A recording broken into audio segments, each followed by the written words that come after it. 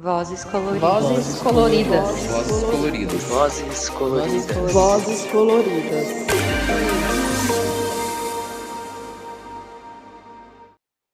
Olá, você que está aqui nos ouvindo nesse podcast coladinho com a gente. O episódio de hoje vai falar sobre pessoas LGBTI e espiritualidade, e experiência com a religião, com a espiritualidade.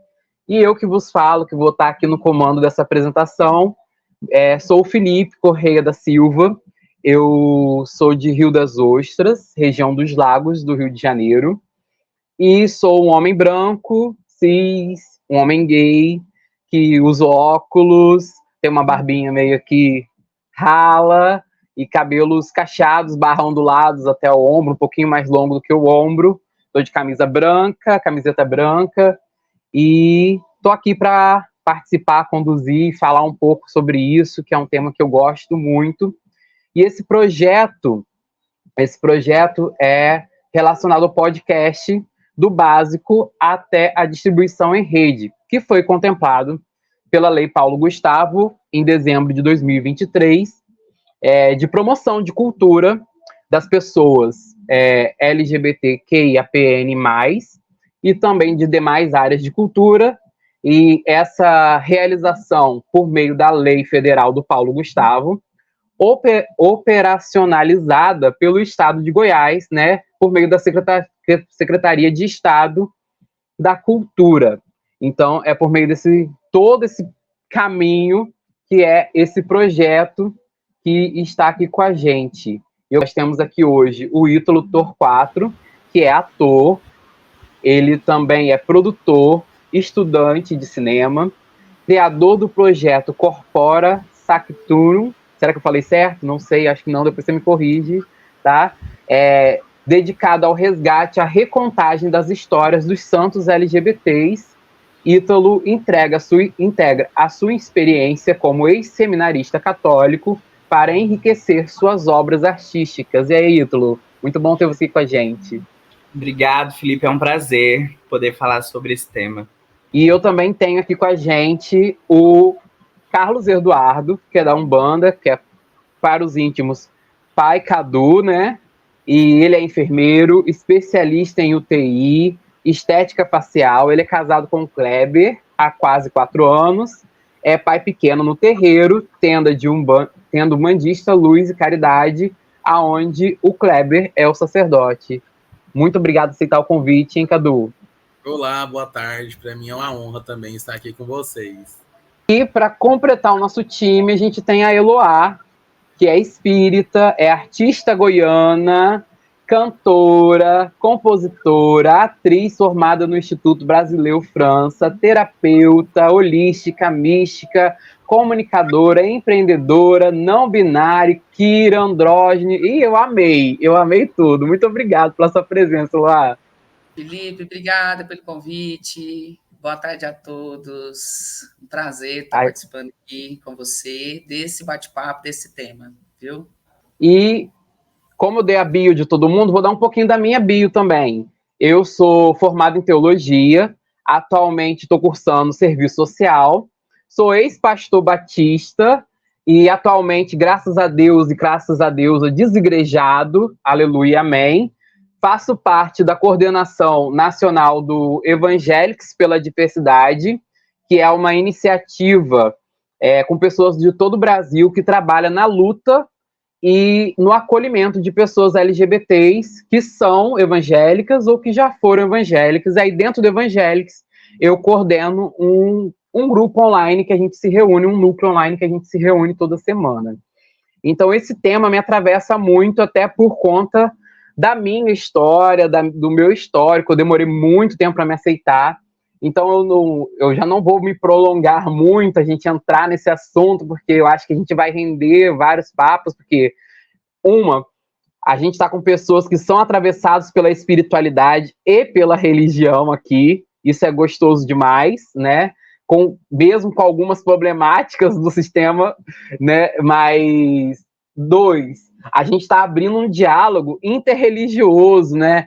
Então, eu acho que isso é incrível, porque a gente sabe que o Brasil é um país que o preconceito religioso é muito grande, principalmente vindo dos evangélicos, fundamentalistas, conservadores e tal, que é uma problemática enorme, mas a gente fazer esse contraponto de abrir espaços e criar espaços para diálogos interreligiosos é uma forma de luta, é uma forma de resistência, é uma forma de dizer assim, nós existimos, nós podemos coexistir, nós podemos nos unir em prol da espiritualidade, em prol do bem-estar social, enfim, em prol de uma sociedade mais saudável e respeitosa, verdadeiramente respeitosa, né? Então, a primeira pergunta que eu tenho para vocês, e aí eu vou deixar cada um responder, e depois eu respondo também, por último, é como que é a sua experiência de fé e religião e como ela é atravessada pelo movimento LGBT, né, pela questão, pela temática LGBTI. Bom, eu acho que, como toda gay cristã, eu fui entregue à religião quando eu nasci, né? Meio que não tive essa opção Então, eu cresci num lugar religioso e a religião foi, por muito tempo, e assim, não literalmente, uma das coisas que eu mais vivenciei, né? Porque eu vivi de um tudo dentro da igreja, de pastoral, movimento, ministério. Eu estive em tudo que eu consegui estar, sabe? Por muitos anos da minha vida, eu vivi dentro dos corredores da igreja da Paróquia São Sebastião, que é da onde eu venho, lá de Palmeiras de Goiás, né? Eu estou em Goiânia, hoje em Goiânia. Daí, por um tempo, eu fiz acompanhamento vocacional, depois eu fui para o seminário, morei um tempo. E aí, nesse processo do seminário, eu entendo... Eu, na verdade, já sabia quem era, né? Mas aí eu resolvo partir... Enfim, eu resolvo viver isso plenamente. Então, eu me assumo e continuo um tempo na igreja ainda nesse processo, mas aí depois que você se assume, que você entende que o local que você está é um pouco problemático para quem você de fato é, e aí isso vai se tornando um problema, né? Um problema. E aí isso também, enfim, as pessoas vão começando a não ser tão legais. E aí foi nesse processo que eu saio da igreja, ainda tenho a minha fé, eu ainda acredito no meu Deus, mas hoje eu não vivo lá dentro de uma igreja, mas assim, numa comunidade, mas eu por muitos anos vivenciei isso. Então, eu tive uma trajetória talvez um pouco diferente, assim, do que até o Ítalo comentou. Eu nasci dentro de uma casa, né, a qual já havia muita diversidade religiosa. Meu avô ali com o catolicismo, minha mãe espiritualista, ela pratica até hoje kardecismo, frequenta, né? Foi onde eu iniciei ali os meus primeiros passos até meados de 10 anos, 11 anos de idade, mais ou menos, e ela era acompanhada da minha madrinha, né? A minha madrinha saiu do centro espírita, no qual minha mãe frequenta ainda. Por um tempo, minha mãe se afastou por ausência de companhia e tudo, e eu acabei ficando ali junto com a minha madrinha, todo mundo sem uma igreja, sem uma instituição para participar, vamos dizer assim. E o meu padrinho, né, enfrentou muitos problemas com alcoolismo, ele era alcoólatra e se tornou evangélico nesse processo aí. A minha madrinha decidiu acompanhá-lo e eu ia com eles. A princípio não era nem um ato de fé, eu acho, posso dizer, era mais de sair de casa, de ter algo para fazer mesmo. Estava ali na puberdade, 12 anos, nesse meio, e fiquei na igreja evangélica, né, aqui em Goiânia, onde eu sempre vivi, onde eu sempre habitei, até os meus 16 anos, em média, 16, 17 anos. Eu realmente, assim, já entendi o meu processo desde muito novo, desde ali 11 anos, 12 anos, eu entendia muito claro o meu processo.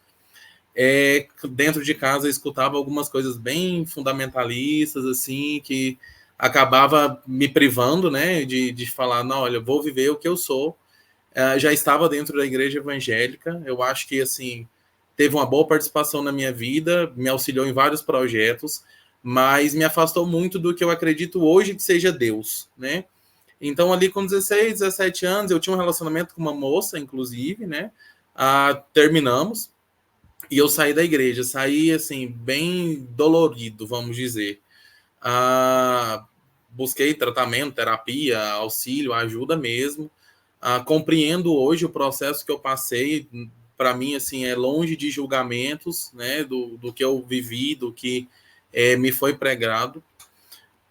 E saí da igreja em 2017. 2017 até 2021, eu não tive religião alguma.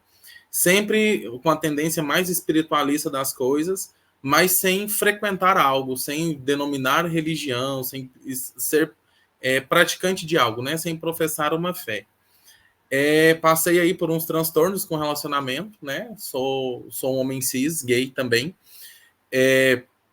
E aí, nesse trajeto aí, eu conheci Kleber, né? Que é o meu sacerdote, o pai Kleber. E foi quando eu conheci Umbanda. Eu já vim estudando sobre as religiões de modo geral, assim, dentro do que é espiritualista. E aí foi quando eu conheci a Umbanda. A Umbanda, para mim, entrou na minha vida e me fez enxergar o universo de outra forma, o mundo, as pessoas, né? Então, assim, Umbanda para mim hoje, e eu sempre digo, dentro da nossa casa, a gente sempre prega muito sobre isso.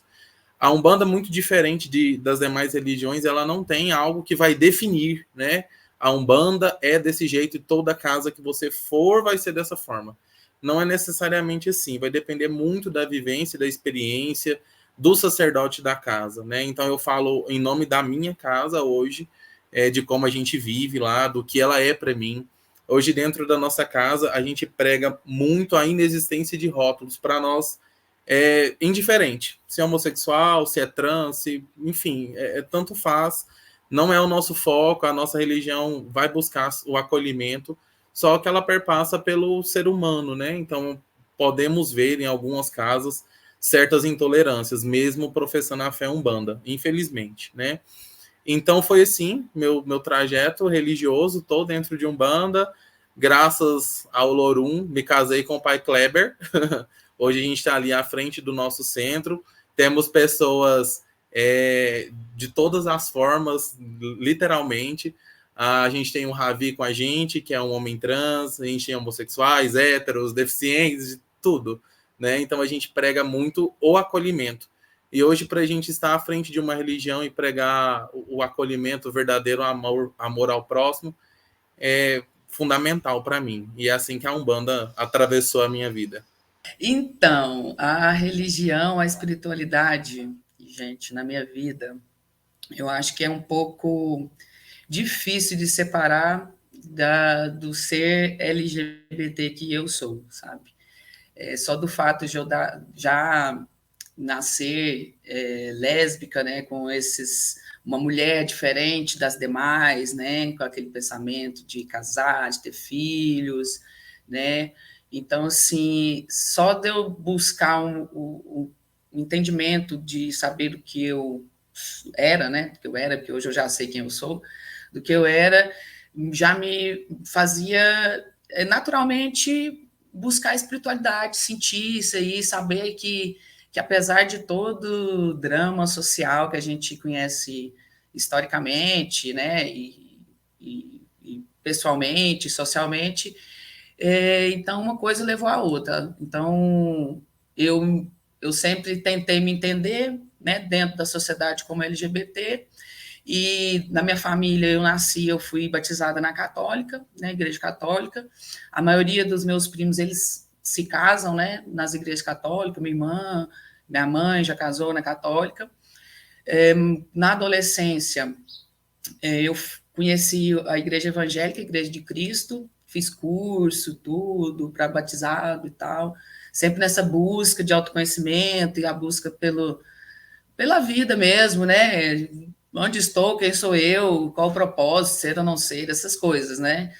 Então, esse misticismo mesmo, assim, eu sempre tive, né? Eu também sou médium, eu via muitos espíritos, quando eu era criança, né? Eu via muitos seres, né? Eu presenciava muita coisa, e eu era chamada de maluca, além de ser já uma criança sapatona, né? Assim, não que que eu sabia que eu era sapatona, mas eu era, né? Eu não sabia, mas eu já era, né? Então, minha mãe é uma buscadora também, né, de espiritualidade, ela sempre está indo. É um tarô, é um negócio, vai na igreja evangélica, na igreja do véu e tal, e sempre está buscando a fé, reforçar essa fé, né, essa busca e tal, e eu aprendi com ela e encontrei com ela, ela me apresentou a igreja espírita, né?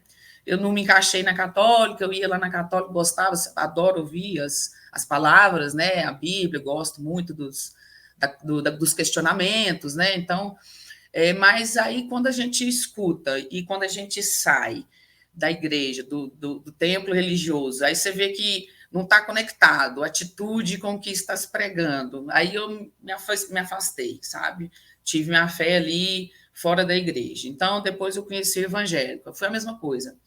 Aí eu estudava, gostava de estar ali, de sentir a energia, a egrégora, né, de muita coisa, mas quando ia para o pessoal fora do templo, aí já também não batia, e eu já estava na transição, né, de me assumir LGBT, eu já estava me entendendo mais, estava ali com meus 13, 14 anos, já estava me aceitando, né, como lésbica e tal, então, aí eu falei assim, aqui também não vai dar certo, essa galera tá vendo que eu tô indo para onde que eu quero ir, eles não vão querer, né, que eu vou, e não vai dar certo. Aí eu batizei e nunca mais voltei para a igreja.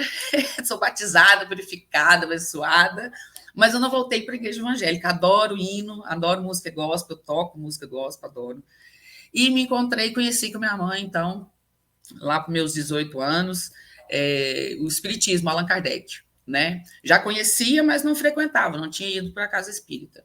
Então, eu frequentei e me encontrei como ser humano, né? Como esse ser místico mesmo, esse ser terapêutico que eu sou, reikiana, né? Hoje eu sou reikiana, fiz curso, faço vários cursos, aromaterapia, hoje em dia eu estou bem conectada com a terapia holística, que quem me levou foi a espiritualidade, né? Foi o Allan Kardec ali, os estudos. Então, esse é o meu trajeto. Hoje eu sou terapeuta, né? Além de artista, sou terapeuta holística. Essa é a minha busca, né? Saúde mental para o coletivo, para todos nós LGBTs aí, que tá difícil, nem para ter fé, para amar o próximo, o povo deixa nós, né, em paz, Jesus, Maria e José. É interessante ouvir as falas de vocês e o movimento que, né, que a vida faz, né, com cada um atravessando. Engraçado como que a questão da colonização cristã, independente de ser católica ou evangélica, ela atravessa a gente numa totalidade, né? Pode não ser todas as pessoas que passam por essa influência cristã, seja católica ou evangélica.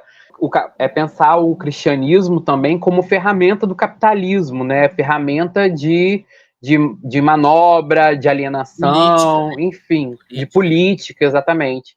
E aí eu quero falar um pouco da minha experiência, porque eu vou defender o pior grupo, e aí eu não vou passar pano, que é o pior grupo mesmo, gente. Não tem como dizer que os evangélicos fundamentalistas, conservadores do Brasil, é um grupo legal. Não é, gente, não é. É um grupo que faz discurso de ódio, é um grupo que quer matar as mulheres através da criminalização do aborto, é um grupo misógino que defende racismo, muitas vezes em posturas, enfim.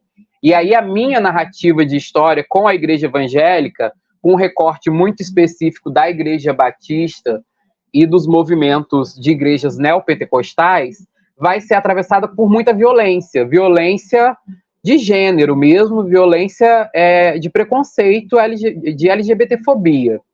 Primeiro que, por conta da religião, eu não conseguia me aceitar. A religião me ensinou que eu não era gay. Eu era um homem que sentia atração por outros homens e que isso era um comportamento. E que se eu buscasse a Jesus, se eu amasse a Jesus, se eu fizesse um trabalho de investigação, de batalha espiritual, eu ia me libertar e Jesus ia me curar da homossexualidade. Que não era a homossexualidade que eles falavam homossexualismo, né? Que o ismo é doença, enfim. Então eles reforçavam isso. E aí eu cresci também, como o Ítalo falou, né? Cresci na igreja. Eu também eu não tive o direito de escolher a igreja, a religião. Eu cresci lá, e aí chega um momento que eu tive uma experiência de decisão por ser acolhido naquele espaço, e aquele espaço, ao mesmo tempo que ele é violento, ele também é acolhedor. Por quê? Eu cresci no interior do Rio de Janeiro, não aqui em Rio das Ostras, em outra cidade, São Francisco da Mapuana. Então, o preconceito era 1000 vezes maior naquela época. E aí, a igreja foi um espaço que me dava um acolhimento que a escola não me dava, que a família não me dava, que a rua não me dava. Então, ao mesmo tempo, tem uma relação de amor e ódio, porque a instituição, ao mesmo tempo que ela é violenta, que ela é LGBT-fóbica, ela também era acolhedora, ela também supria necessidades, ela também reconhecia as minhas habilidades, reconhecia os meus talentos, me dava espaço para exercer meus talentos em uma situação, em uma cidade que não tinha espaço para exercer cultura, exercer arte, exercer oratória, exercer, enfim, liderança, enfim, e aí vai. E aí eu tenho essa relação de amor e ódio com essa instituição, mas no início é só de amor, né? E, infelizmente, eu, quando chego a uma idade, assim, já dentro do seminário teológico, já me preparando para ser ordenado a pastor, eu passei por uma cura gay por anos, vários encontros. Aí começou aquela tortura psicológica. Vamos descobrir as raízes da homossexualidade. Aonde foi que a homossexualidade entrou na sua vida, Felipe? E aí era muito engraçado, né? Porque aí, foi os seus pais, porque você tem problema com seus pais.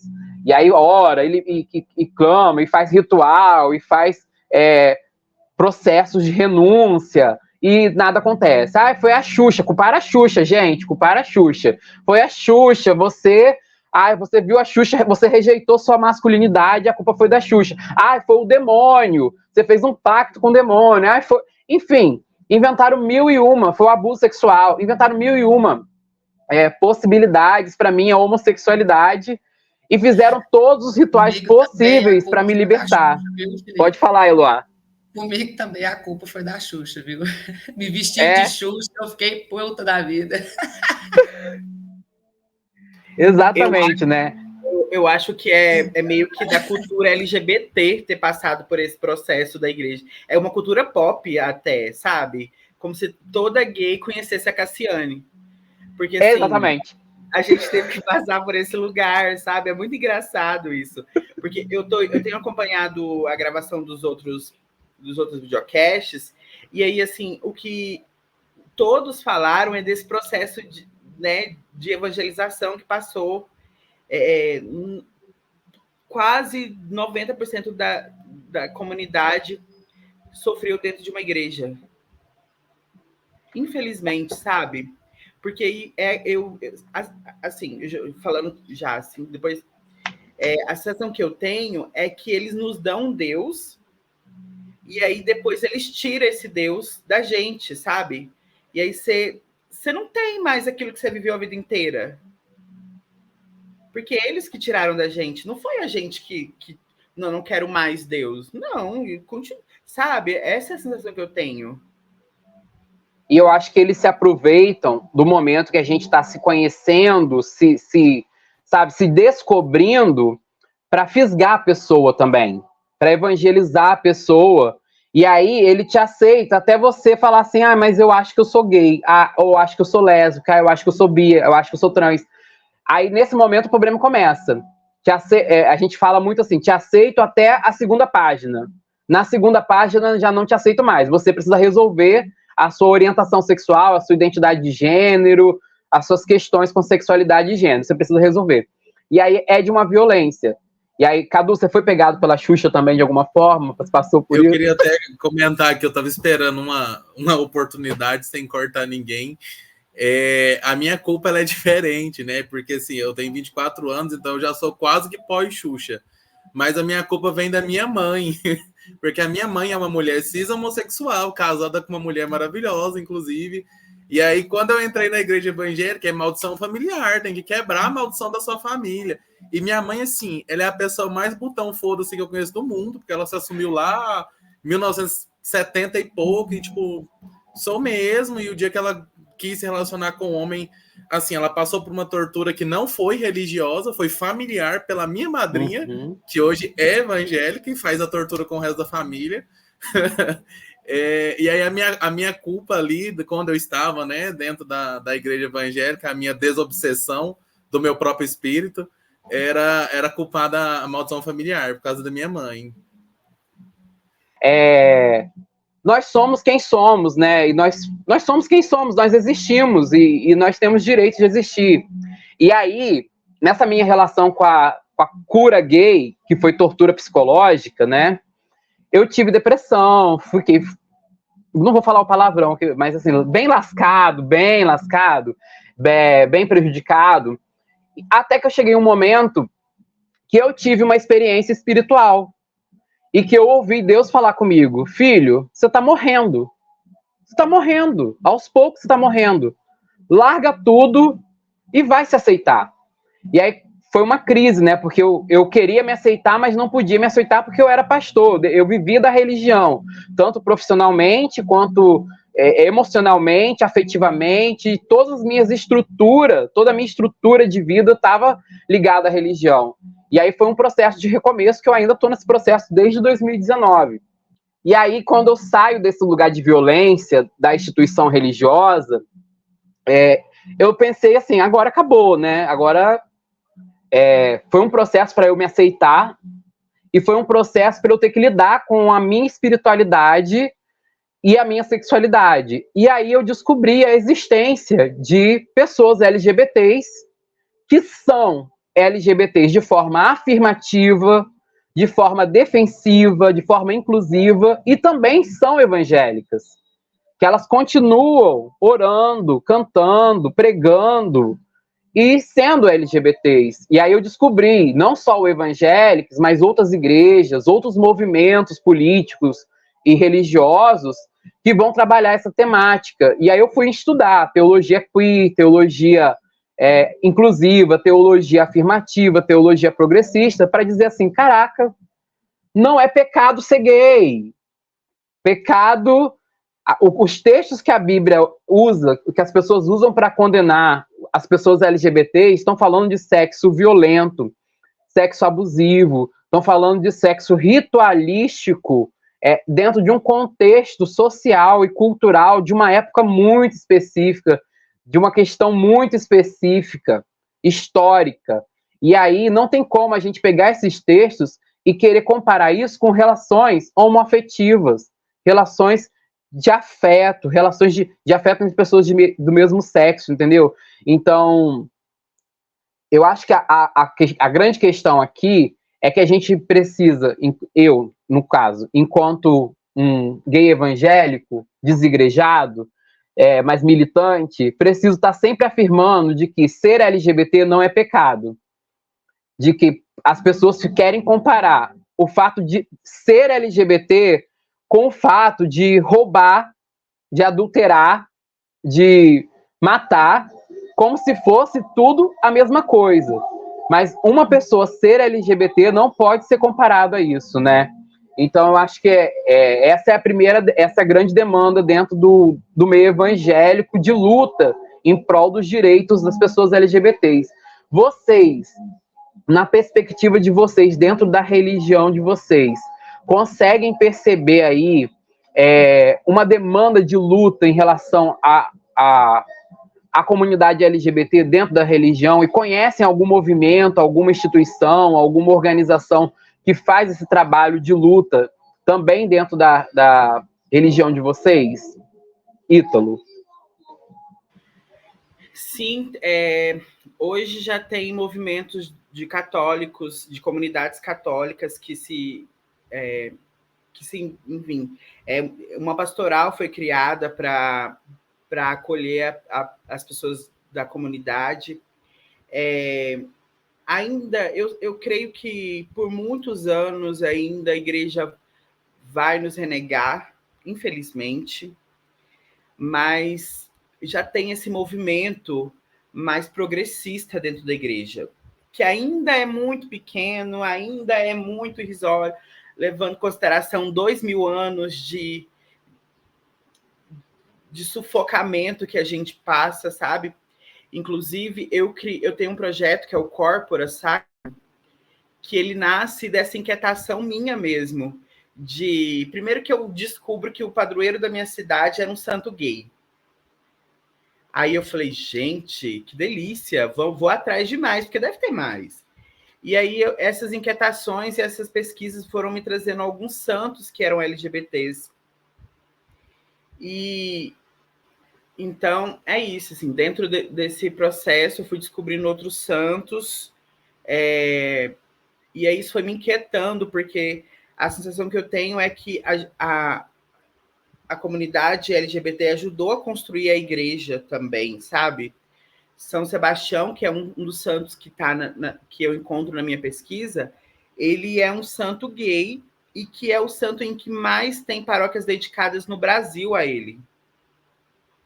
Então, assim, ele durante todo esse percurso, ele tá lá, ele ajuda os cristãos na Idade Média, então, assim, ele é de extrema importância dentro da igreja, e é um santo gay, que as pessoas não sabem.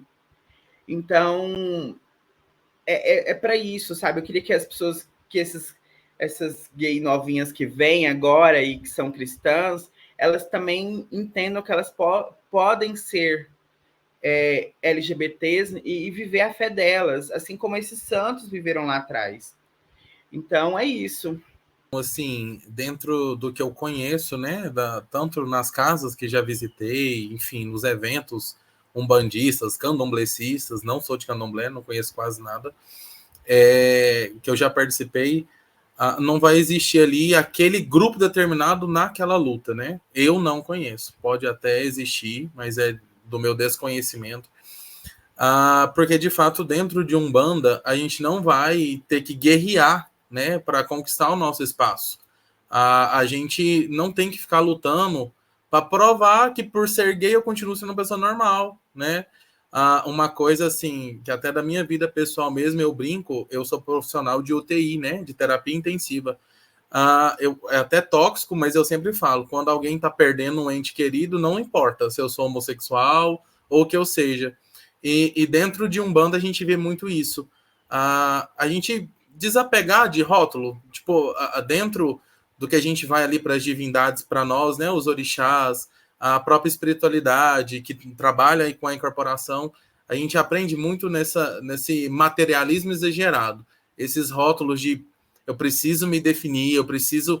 Então a gente acaba acolhendo muito, né, e como eu disse, em nome da minha casa, né, não digo em nome de todas, então de fato eu não conheço esse movimento, porque para nós, assim, real, você é um ser humano, você é a pessoa, você é o seu espírito em busca do que está todo mundo buscando, né? Ali uma ascensão, uma evolução, um reequilíbrio, uma reordem energética. Então, dentro de Umbanda, a gente convive muito dessa forma. Então, gente, nós estamos falando aqui, né, de LGBT dentro aí da religião, e nós estamos aí no Brasil, que é um dos países mais homofóbicos. Nós estamos passando por esse período aí de últimos 5 anos, né, com a bancada evangélica e religiosa bem intolerante. Então, sim, no meu meio, eu não tenho visto movimento dentro, né, das religiões, assim. A espiritualidade, o espiritismo, né, normalmente eu vejo uma diversidade um pouco maior, assim, maior e um pouco mais saudável, né, digo, uma consciência mais funcional, assim, né, como se diz, umas pessoas estão mais felizes ali naquele espaço, né, assim, estão mais conexa, pessoa e a religião. Mais movimento específico para nós, assim, né, para expandir esse assunto, eu não conheço, né, não tenho próximo de... Já vi notícia na internet de de religiões evangélicas, né, e católicas e de outras LGBTs, né, encontros religiosos LGBTs propriamente, mas eu não conheço pessoalmente, né. O meu projeto, por exemplo, que é Duelo Brasil, duelo.br, já seria com o intuito disso, sabe? Se não é de ter uma religião, mas para incluir todas as pessoas, todas essas crenças, né? É um movimento para incluir essas pessoas que não se encontram e não se encaixam dentro das suas respectivas religiões padrões, né? O meu intuito é de expandir esse movimento também, principalmente para a comunidade LGBT, né? Até para tratar aí da fé, né, das pessoas, da espiritualidade das pessoas, que muitas vezes a própria religião não dá para elas, né? Eu acho que é sobre essa construção de espaços seguros para nós, pessoas LGBTs, né? Porque quando a gente passa por essas violências religiosas, a gente sai sem rede de apoio, sem espaço de segurança, sem uma comunidade, né? E aí eu pesquisei alguns movimentos e organizações de temáticas religiosas que atuam nessa temática. No budismo tem o @budismo_LGBT, no catolicismo tem o @rede de católicos LGBT, o Ítalo até falou aqui mais cedo, e nos espíritas, no espiritismo tem o @espíritas plurais. Então você que nos ouve, e nos evangélicos tem o evangélics, que é @evangélics com X _. E aí você que nos ouve aqui, a nossa gravação, nosso podcast, e você se identifica com uma dessas religiões, pode estar buscando rede de apoio nesses espaços também, ou até com um de nós que quiser dialogar depois no privado com a gente. E, gente, a gente está caminhando para o final, né? Já estamos passando aí de um período de tempo aí, mas eu queria dialogar com vocês e falar que eu também estou nesse movimento interreligioso de desconstruir o preconceito religioso que habita em mim, e tenho feito esse movimento de visitar outras religiões para conhecer, para enxergar a beleza na religião do outro, para enxergar a beleza na fé do outro, porque eu acredito, com a minha desconstrução, que a espiritualidade é uma só, e que cada religião vai acessar essa espiritualidade por um caminho. Então, há poucas semanas eu fui numa gira de Umbanda, foi muito legal, conversei com a Pombagira, foi incrível, recomendo, gente, vão, conheçam, sabe, deixem os preconceitos de lado. Estou me planejando para ir numa casa espírita, estou me planejando para ir também numa casa de budismo. Então, qual seria o conselho ou fala que cada um aqui poderia deixar para a pessoa que ainda tem algum preconceito religioso e que, para incentivar a desconstruir esse preconceito religioso, eu queria dar espaço para vocês falarem um pouquinho. Aí eu vou começar diferente, vou começar na Eloá, depois o Cadu e o Ítalo por último.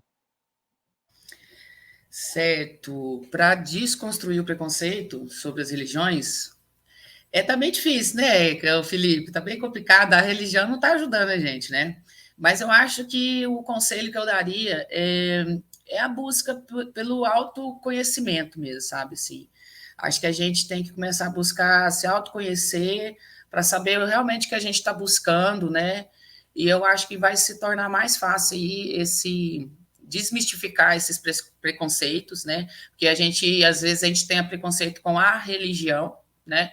Mas a fé é outra coisa, né? A sua fé, a sua espiritualidade, a necessidade, né, de você se conectar com algo maior, né, com a sua consciência, com o inconsciente, né?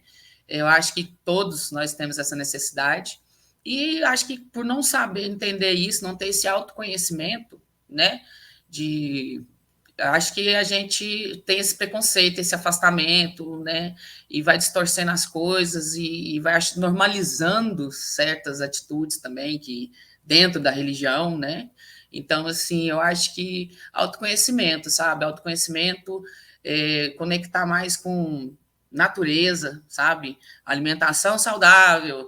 Acho que tudo isso contribui, sim, para a nossa saúde espiritual, nossa saúde mental. Acho que a gente acho que uma coisa leva a outra, sabe? Acho que uma coisa leva a outra. Estudar, né? Ler demais, ler muito, estudar, ler, buscar, procura uma pergunta, né?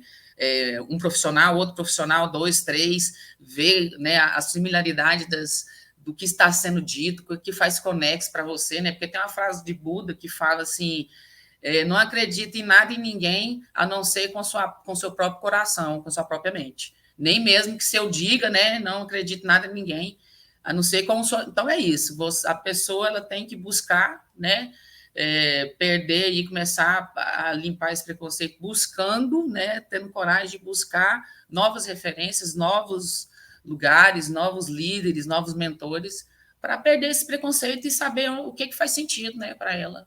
Ali dentro da mesma pegada que a Eloá disse, é o meu pensar também, né? Acho que quando a gente pensa em religiões de influência africana, né?